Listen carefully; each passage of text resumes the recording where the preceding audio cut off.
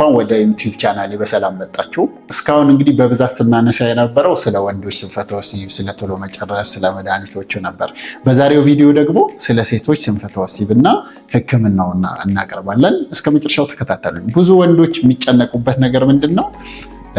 ሴቶች ስንፈተ ወሲብ ያለ አይመስላቸውም። ብዙ ሴቶችም የሴቶች ስንፈተ ወሲብ ያለ ስለማይመስላቸው ሁሉም ነገር ግንኙነት ጋር በተያያዘ የወንዱ ችግር ብቻ ይመስላል። ነገር ግን እውነታው እንደዛ አይደለም። 40 ከመቶ የሚደርሱ ሴቶች ስንፈተ ወሲብ አለባቸው።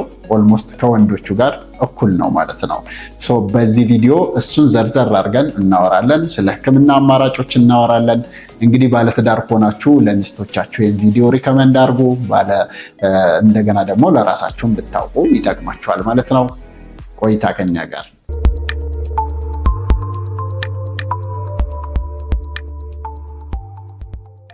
በመጀመሪያ ፊሜል ሴክሹዋል ዲስፋንክሽን ወይም ደግሞ የሴቶች ስንፈተ ወሲብ ምንድን ነው ከሚለው እንጀምር። አይነቶች አሉት ወይ የሚለውን እናያለን ማለት ነው።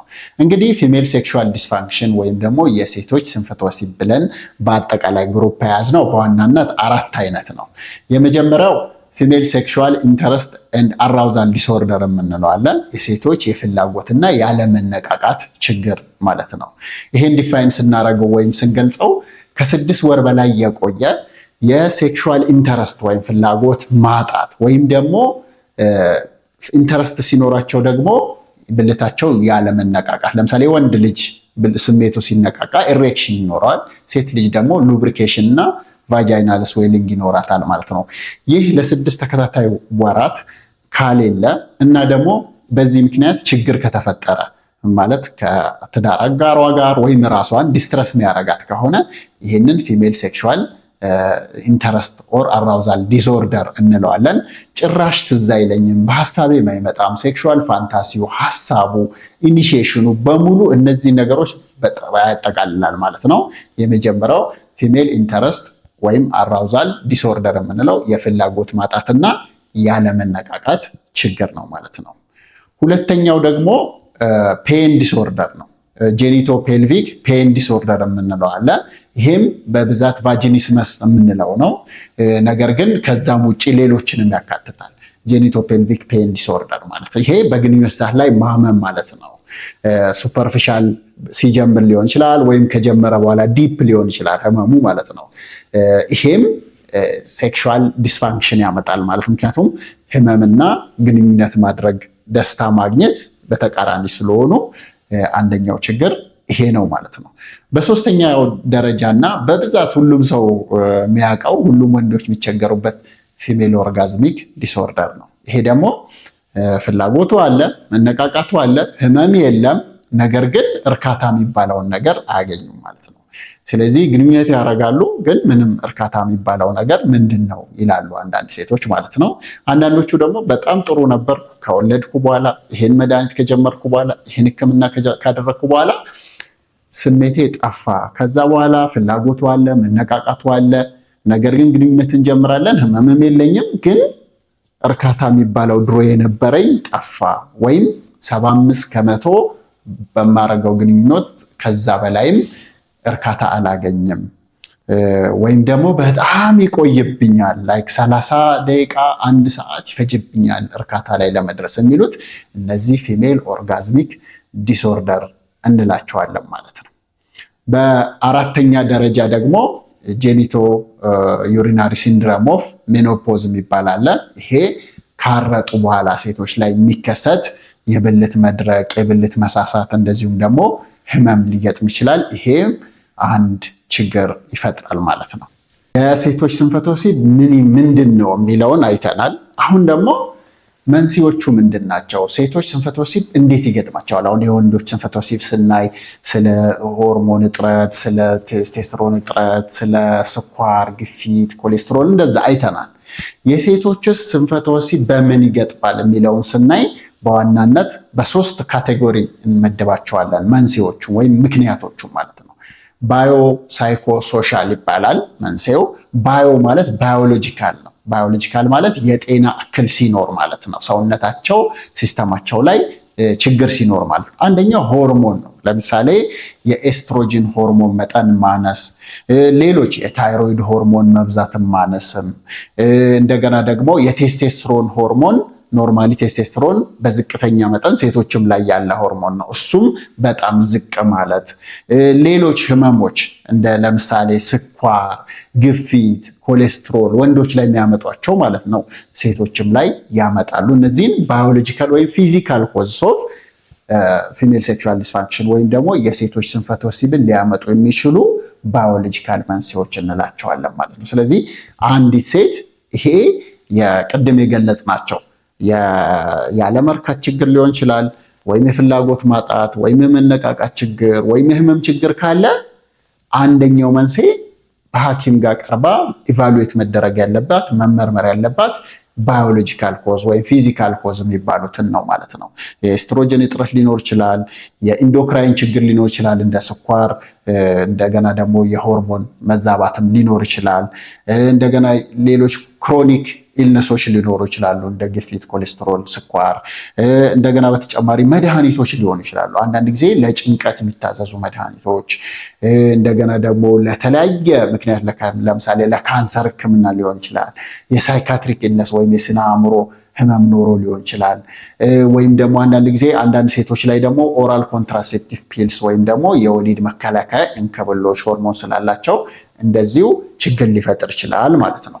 አንዳንድ ጊዜ ደግሞ ሆርሞኖቹ ከወሊድ ጋር ሊያያዙ ይችላሉ፣ ላክቴሽን በሚወልዱበት ጊዜ።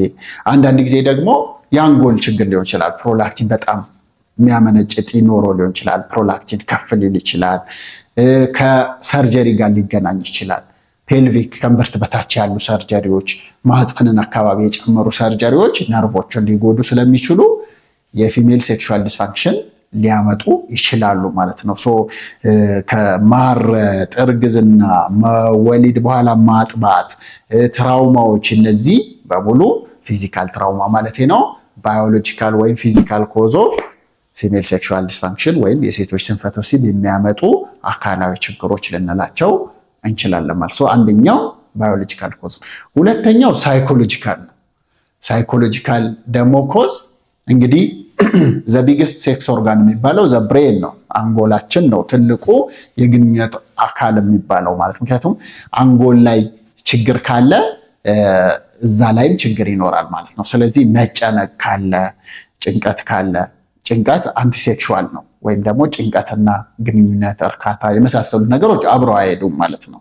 ሴቶቹን ከስሜት የሚያወጡ ነገሮች አንዱ ጭንቀት ነው ማለት ነው። ሁለተኛው ድባቴ ወይም ዲፕሬሽን ሲኖር ሁሉም ነገር ፍላጎት አነስተኛ ይሆናል። ስለዚህ የዲዛየር ችግርን ወይም ሎው ሊቢዶ ያመጣባቸዋል ሴቶች ላይ። ሌላኛው ፓስት ትራውማ ነው። ፓስት ትራውማ ስንል ፓስት ሳይኮሎጂካል ትራውማ ነው። ለምሳሌ የሬፕ የተደረጉ ሴቶች፣ ድሮ የተደፈሩ ሴቶች፣ በልጅነታቸው በቤተሰብ ሊሆን ይችላል አቢዩዝ የደረሰባቸው ሴቶች በኋላ ላይ ይቸገራሉ ማለት ነው። ፓስት ሳይኮሎጂካል ትራውማ ካላቸው እንደዛ ይሆናል። ከዛ ውጭ ደግሞ እንደ ማንኛውም ሳይኮሲስ ካላቸው የስነ አእምሮ ህመም ካላቸው ይሄ ራሱ ከሳይኮሎጂካል ውስጥ ይገባል ማለት ነው። ስለዚህ ሳይኮሎጂካል ነገሮችም አንዱ የወንዶችም የሴቶችም ስንፈተ ወሲብ የሚያስከትል ነገር ነው ማለት ነው። ሌላኛው ሶሻል ነው ወይም ኢንተርፐርሰናል ችግር ሲኖር ነው በመጨረሻ ሶስተኛ ላይ የተቀመጠው። ያም ኮንፍሊክት ሲኖር፣ ለምሳሌ ከፍቅረኛ ጋር ከትዳር አጋር ጋር ጥል ሲኖር ወይም ጠብ ሲኖር አንዱ ፍላጎቱን ይቀንሳል። እዚህ ጋር ሴክሹዋል ዲስፋንክሽን ወይም ደግሞ ስንፈተ ወሲብ ወደ ጥል ሊያመራ ይችላል። ጥልም ወደ ስንፈተ ወሲብ ሊያመራ ይችላል። ሁለቱም የሚደጋገፉና አንዱ ሌላኛውን የሚያባብስ ነገሮች ናቸው ማለት ነው። ከዛ ውጭ ደግሞ ኢንተርፐርሰናል ችግር ኮንፍሊክት ሲኖር፣ ኢንፊደሊቲ ሲኖር፣ አንዱ በሌላኛው ላይ ሲኖር ችግር ሲፈጠር ይሄም ችግር ይፈጥራል ማለት ነው። ግንኙነት ላይ በኋላ ላይ ይፈጥርባቸዋል ችግር ማለት ነው። ስለዚህ ሶሻል ነገሮችም ይሄ ኢንተርፐርሰናል ችግርም የሴቶችን ስንፈተ ወሲብ ሊያመጣ ይችላል። በአጠቃላይ ከመጀመሪያው ስንጀምር ባዮሎጂካል የምንለው የጤና እክል ሲኖር ነው። ሳይኮሎጂካል ስንለው የአእምሮ ችግር ሲኖር ነው። ከዛ ኢንተርፐርሰናል ደግሞ እነዚህ ሁለቱም ሳይኖሩ ነገር ግን በሁለቱ መሃል ያለመግባባትና ከሪሌሽንሽፕ ጋር የተያያዙ ችግሮችም ሴክሹዋል ዲስፋንክሽን ያመጣሉ። ሴክሹዋል ዲስፋንክሽንም የሪሌሽንሽፕ ችግር ያመጣል ማለት ነው። ዋና ዋና መንስኤዎቹ እነዚህ ናቸው ማለት ነው። አንዲት ሴት እንግዲህ ስንፈተ ወሲብ አለብኝ የለብኝም የሚለውን እንዴት ልታውቅ ትችላለች ስንል ሁለት ቀላል መለኪያ መሳሪያዎች አሉ ማለት ነው። ማንኛውም ሴት ጉግል ላይ ገብታ ሰርች ብታረግ ይሄንን መረጃ አግኝታ ራሷን ማወቅ ትችላለች ማለት ነው። የመጀመሪያው ዲኤስዲኤስ ነው በካፒታል ሌተር። ዲኤስዲኤስ ማለት ዲክሪዝድ ሴክሹዋል ዲዛየር ስክሪኒንግ የሚባል ነው። እሱ የሴቷን የፍላጎቷን ሁኔታ ቼክ ያደርጋል ማለት ነው። ፕራይሜሪ እና ሰከንደሪ ወይም ደግሞ ከድሮም የነበረና አሁን ላይ የመጣ ከሁሉም የሆነና የሚመርጥ ሲቹዌሽንም ሁኔታም ሰውም የሚመርጥ የሚለውን ቼክ አድርጋ ዲኤስዲኤስ የሚለውን ኦንላይን ቼክ በማድረግ ማወቅ ትችላለች። ይሄ የፍላጎትን ለማወቅ ይረዳል ማለት ነው። ቀላል ቴክኒክ ነው። ሁለተኛው ሴቶች ስንፈተ ወሲብ ይኑራቸው አይኑራቸው የሚያውቁበትና ኮምፕሬሄንሲቭ ወይም ደግሞ ሰፋ ያለ ምልክቶችን የሚጠይቀው ደግሞ FSFI ይባላል። ፊሜል ሴክሹዋል ኢንዴክስ ነው። ፊሜል ሴክሹዋል ፋንክሽን ኢንዴክስ ነው። ሴቶች ስንፈተ ወሲብ ይኑርባቸው አይኑርባቸው ፓራሜትሮች አሉት የሚጠይቃቸው ስለ ፍላጎት፣ ስለ ህመም፣ ስለ አራውዛል፣ ስለ ሳቲስፋክሽን፣ ስለ ኦርጋዝም እነዚህን ፖይንቶች ሰፋ አድርጎ ይዟል FSFI። ይህንንም ከጉግል ቼክ ማድረግ ትችላላችሁ። ከ2 እስከ 36 ነጥቦች አሉት። ከ26.5 በታች ከሆነ ፊሜል ሴክሹዋል ዲስፋንክሽን አለ ወይም የሴቶች ስንፈተ ወሲብ አለ እንላለን ማለት ነው። ስለዚህ እነዚህን ሁለት ነገሮች ቼክ በማድረግ ዲኤስዲኤስ እና FSFI በካፒታል ሌተር ቼክ ብታረጉ ጉግል ላይ ታገኛላችሁ። ስለዚህ ስንፈተ ወሲብ አለብኝ የለብኝም የሚለውን እነዚህን ቼክ በማድረግ ማወቅ ትችላላችሁ ማለት ነው።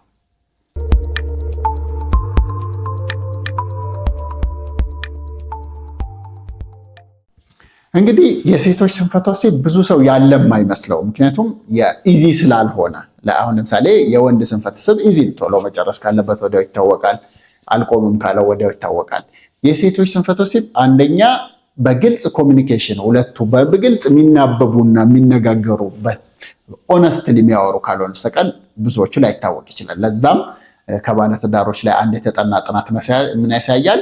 50% ሴቶች ፌክ ኦርጋዝም ወይም ደግሞ የውሸት እርካታ እያደረጉ ትዳሩ የሚቀጥልበት ሁኔታ አለ ማለት ነው። ያው በኋላ ላይ ችግር ይፈጥራል። ይሄን እንደዚህ ነገር ሴቶች ስንፈተ ወሲብ ካልታከበ ምን ችግር ይፈጥራል የሚለውን እንይ። ለምሳሌ አንደኛ ዲስትረሲንግ ነው። ሁልጊዜ ለሱ ብላ ነው ግንኙነት የምታደርገው፣ ምንም ደስታ የለውም።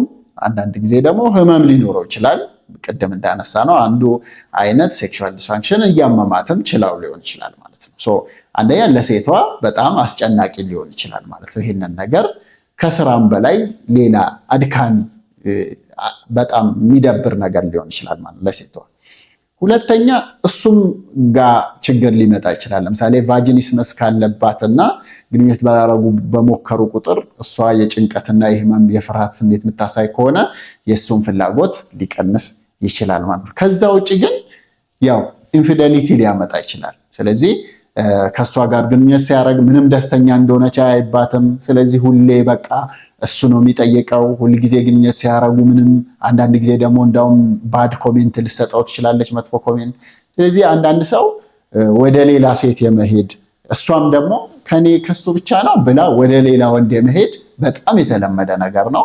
ስለዚህ ቺቲንግ በጣም ይበዛል ማለት ነው። ሴክሹዋል ዲስፋንክሽን ሲኖር በሁለቱም ወገን ቺቲንግ ይጨምራል ማለት ነው። ከዛ ውጭ ደግሞ መውለድም ሊያስቸግር ይችላል። አንዳንድ ጊዜ ሴቶቹ በተለይ ይሄ ጄኒቶፔልቪክ ፔን ሲንድረም ላይ ሲቪር ቫጂኒስመስ ካላቸው ግንኙነት ማድረግ ስለሚቸገሩ እስከ መጨረሻው ልጅም መውለድ ሊያስቸግራቸው ይችላል። አንደኛው ችግር ይሄ እነዚህን ችግሮች ይፈጥራል። ነገሩ ባስ ካለ ብለውት ከወንዶችም ከሴቶችም በኩል አይተው ምንድነው አብረው መቀጠላችን ወደሚል ጥያቄ ሊያስነሳ ይችላል። ዳይቮርስ በጣም ኮመን ነው። እንግዲህ እኔ ከማያቸው ሰዎች በግልጽ የሚነገራቸው ይህን ነገር ካላስተካከልክ በቃ እንፋታለን፣ ይህን በዚህ ጊዜ አስተካክለና የሚባሉ ወንዶች እንዳሉ ሁሉ ወንዶቹም ደግሞ ብለውት 3 ዓመት 4 ዓመት አይተውት 5 ዓመት አይተውት መጨረሻ ላይ ዳይቮርስ ሪኩዌስት የሚያደርጉ ወንዶችም አሉ። እስከ ፍቺ ድረስ ነገሩ ሊያደርስ ይችላል ማለት ነው። ስለዚህ ያው ከባድ ችግር ነው ማለት ነው ካልታከሙት። ኦኬ አሁን ደግሞ ስለ ሕክምናው እንምጣ ማለት ነው። እንግዲህ ምንድነው ችግሩ? በስፋት ያለ ችግር ነው። ካልታከሙት ችግር ይፈጥራል ብለናል። ሕክምናው ምን ይመስላል የሚለውን እንዲህ አጠር አድርገን ማለት ነው። የመጀመሪያው የምናየው ሃይፖአክቲቭ ሴክሹዋል ዲዛየር ዲስኦርደር ወይም ደግሞ የፍላጎት ማጣት ነው። ሁልጊዜ አልፈልግም ትላለች፣ በቃ እኔ ነኝ የምጠይቀው የምትሉ አይነት ሴቶች ካላችሁ ይህንን በደንብ አድምጡ። እንግዲህ ሃይፖአክቲቭ ሴክሹዋል ዲዛየር ዲስኦርደር 2 አይነት አለ። አንደኛው ፕራይሜሪ ነው። ከድሮም ጀምሮ ምንም ፍላጎት የለኝም የሚሉ አሉ። ድሮ ጥሩ ነበርኩ፣ አሁን ፍላጎቴ ከወለድኩ በኋላ ካመመኝ በኋላ እንዲህ ከሆነ በኋላ የምንለው ሰከንዳሪ ከጊዜ በኋላ የመጣ ሃይፖአክቲቭ ሴክሹዋል ዲዛየር ዲስኦርደር ወይም የፍላጎት ማጣት የምንለው አለ ማለት ነው። ይሄንን የሴቶችን እድሜ መሰረት ያደረገ የህክምና አማራጭ አለ። አንደኛው ፕሪሜኖፖዛል ወይም ደግሞ ከማረጥ በፊት ብዙ ጊዜ ብዙ ሴቶች የምታውቁት የወር አበባችሁ ሲያቆም ነው። የወር አበባ ከማቆም በፊት ይሄ ከማረጥ በፊት ያሉት ሴቶች ፕሪሜኖፖዛል ይባላሉ። በእነሱ አኳየርድ ከሆነ በጊዜ የመጣ የፍላጎት ማጣት ካላቸው 2 መድኃኒቶች በአሜሪካ ፉድ ኤንድ ድራግ አድሚኒስትሬሽን ወይም ደግሞ ኤፍዲኤ የመድኃኒትና ቁጥጥር ባለስልጣን ለዚህ ጥቅም እንዲውሉ የተፈቀዱ 2 መድኃኒቶች አሉ። እነዚህም አንደኛው ፍሊባንሴሪን ወይም አዲ በመባል ይታወቃል። ይሄ የሚዋጥ መድኃኒት ነው። ዩዥያሊ ለ2 ወር ይወሰዳል። ነገር ግን የግፊት መጠናቸው ዝቅተኛ የሆነ ሰዎች፣ አልኮል የሚጠቀሙ ሴቶች ይሄንን መድኃኒት መውሰድ አይችሉም ማለት ነው። ስለዚህ ከፍተኛ ጥንቃቄ የሚፈልግ በሐኪም የሚታዘዝ መድኃኒት ነው ማለት ነው። ከኖርማል ዝም ከማለት የተሻለ ለውጥ አለው። ከፕላሴቦ የተሻለ ለውጥ አለው ማለት ነው። አንደኛው የተፈቀደው መድኃኒት ፍሊባንሴሪን ነው። ይሄም እድሜያቸው ከማረጥ በፊት ላሉና ከጊዜ በኋላ የመጣ የፍላጎት ማጣት ላለባቸው ሴቶች ይረዳል። ነገር ግን 2 ወር ተሞክሮ ካልሰራ ብዙም ከዛ በኋላ ላይሰራ ይችላል ማለት ነው። ለሁሉም ሰው ይሰራል ማለት አይደለም። ያው ግን የሚሰራላቸው ሴቶች አሉ ማለት ነው። ሁለተኛው ቪሊሲ የሚባል ነው ወይም ብሪምላኖታይድ ይባላል። ይሄ መርፌ ነው። ግንኙነት ከማድረጋቸው ከ45 ደቂቃ በፊት ይወስዱታል። ይሄኛውን ግን ከቁጥጥር በላይ የሆነ ግፊት ያለባቸው፣ ልብ ድካም ያለባቸው ሴቶች አይወስዱም። ዞሮ ዞሮ ይሄ እነዚህ መድኃኒቶች በሐኪም የሚታዘዙ ናቸው። ነገር ግን አንደኛው የሚዋጥ ነው፣ አንደኛው መርፌ ነው ማለት ነው። ሰፕሊመንቶች፣ ሌላውን ነገር በደንብ ማድረግ ያስፈልጋል። ለምሳሌ ጭንቀት ካለ ጭንቀት መቀነስ፣ ስፖርት መስራት፣ አልኮል ማቆም፣ ጭግማ ማጨስ ካለ ማቆም፣ እነዚህ በሙሉ እንዳሉ ነው። ለሁሉም ሴት የሚያስፈልጉ ነገሮች ናቸው። በተጨማሪ ግን እድሜያቸው ከማረጥ በፊት ላሉ ሴቶች እነዚህ 2 መድኃኒቶች ፍቃድ ተሰጥቷቸው ገበያ ላይ አሉ ማለት ነው። እኛ ሀገር የሉም፣ ምክንያቱም ሬጅስተርም አልተደረጉም። እኛ ሀገር የሴት ስንፈተ ወሲብ ያለ የሚመስላችሁ ስንት ናቸው? እስቲ ገምግሙ ራሳችሁን። ስለዚህ ያው ኦን ዲማንድ ከሌለ አምጪዎችም አያመጡትም ማለት ነው። ውጭ አሜሪካ ሀገር ላላችሁ፣ አውሮፓ ላላችሁ ግን እነዚህ 2 መድኃኒቶች አማራጮች አሉ። ከሐኪማችሁ ጋር በመነጋገር እንዲታዘዝላችሁ ማድረግ ትችላላችሁ ካስፈለገ ማለት ነው። እነዚህ ፕሪሜኖፖዛል ወይም ከማረጥ በፊት ላሉ ሴቶች ነው ማለት ነው። ሌላ ደግሞ ካረጡ በኋላ ደግሞ ወይም ደግሞ የወር አበባቸው ካቆመ ዩዥያሊ ከ51 ዓመት በፊት በኋላ ደግሞ ላሉ ሴቶች እነዚህ በተለያየ ምክንያት ሊያርጡ ይችላሉ። ዩዥያሊ በዚህ በናቹራል ነው የሚያርጡ። ፍላጎት የሚጠፋ ከሆነ ከኤስትሮጅን እጥረትም ከቴስቴስትሮን እጥረትም ይሆናል ማለት ነው ዩዥያሊ። ስለዚህ አድሬናል ግላንድ እና ኦቫሪ ናቸው እነዚህን ኤስትሮጅን ቴስቴስትሮን የሚያመነጩት ማለት ነው። ኤስትሮጅን የሚያመነጨው ኦቫሪ ነው። ቴስቴስትሮን በትንሽ መጠን ከ15 እስከ 70 ናኖግራም ፐር ዴሲሊትር ሴቶችም ላይ አለ። የወንድ ሆርሞን እንደሆነ ታውቃላችሁ ብዙዎቻችሁ ቴስቴስትሮን። ነገር ግን በሴቶችም በትንሽ መጠን አለ። እሱ ፍላጎታቸው አሪፍ እንዲሆን የሚረዳው አንዱ ቴስቴስትሮን ነው። ስለዚህ ካረጡ በኋላ እድሜን ተያይዞ ወይም ደግሞ ሰርጂካል ሜኖፖዝ የምንለው አለ። ሁለቱም ኦቫሪዎች አድሬናል ግላንድ ምናምን ከወጣ ማለት ነው።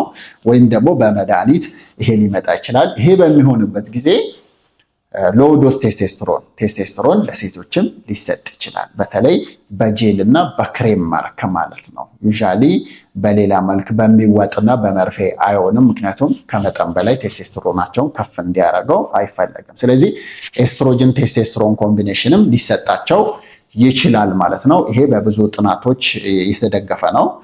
ሴቶችን ፍላጎታቸውን፣ በግንኙነት ላይ ያላቸውን እርካታ፣ መነቃቃታቸውን ሁላ ኢምፕሩቭ አድርጎ ታይቷል በትላልቅ ጥናቶች ማለት ነው።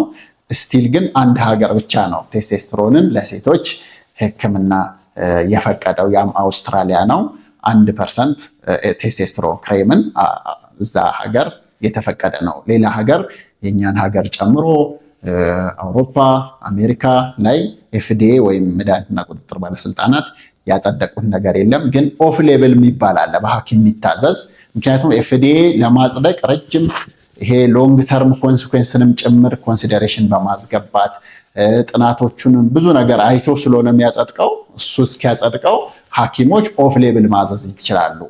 አፕሩቭድ ባይሆንም በሐኪም ከታዘዘ ሊሰጥ ይችላል። ምክንያቱም ሐኪም ከማዘዙ በፊት ብዙ ነገሮችን ኮንሲደር አድርጎ ዲሲሽን ሜኪንግም ደግሞ በጋራ ነው ከፔሸንት ጋር ተነጋግሮ የሚወሰን ነው ማለት ነው።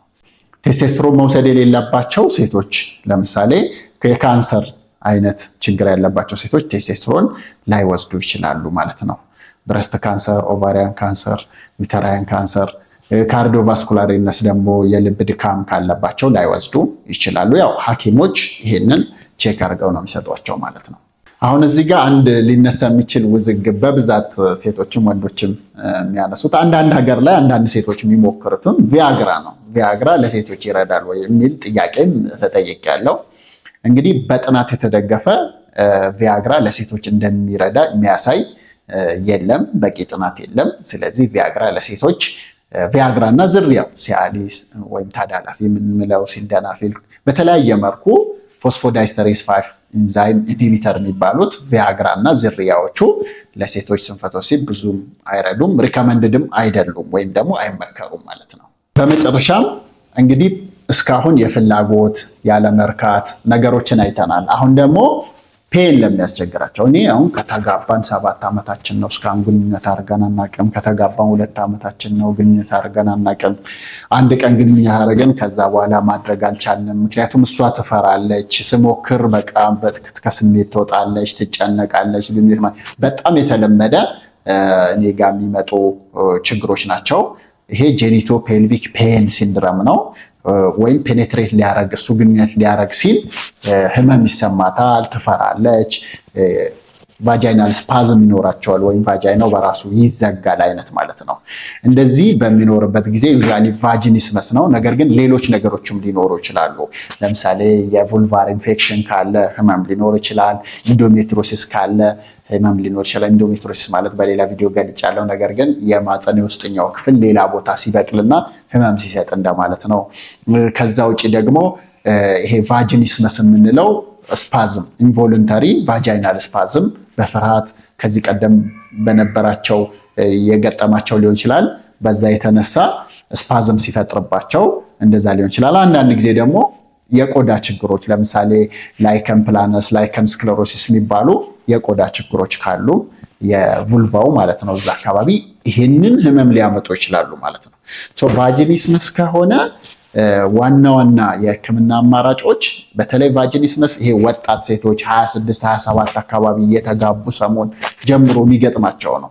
እንደዚህ ከሆነ አንደኛው ህክምና ፔልቪክ ፍሎር ፊዚካል ቴራፒ ነው፣ ወይም ደግሞ የሴቶች ኪግል ኤክሰርሳይዝ ልንለው እንችላለን። ፔልቪክ መስል ሪላክሴሽን ቴክኒክ ነው።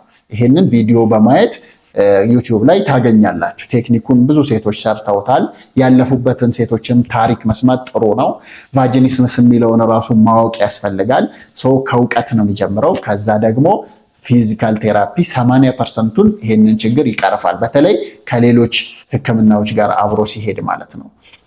አንደኛው ፔልቪክ ፍሎር ፊዚካል ቴራፒ ወይም ደግሞ ፔልቪክ ፍሎርን ሪላክሴሽን ቴክኒክ ነው ማለት ነው። ምክንያቱም እነዚህ ሴቶች ብልት ኮንትራክት ነው የሚያደርገው ወይም ስፓስቲክ ነው የሚሆነው።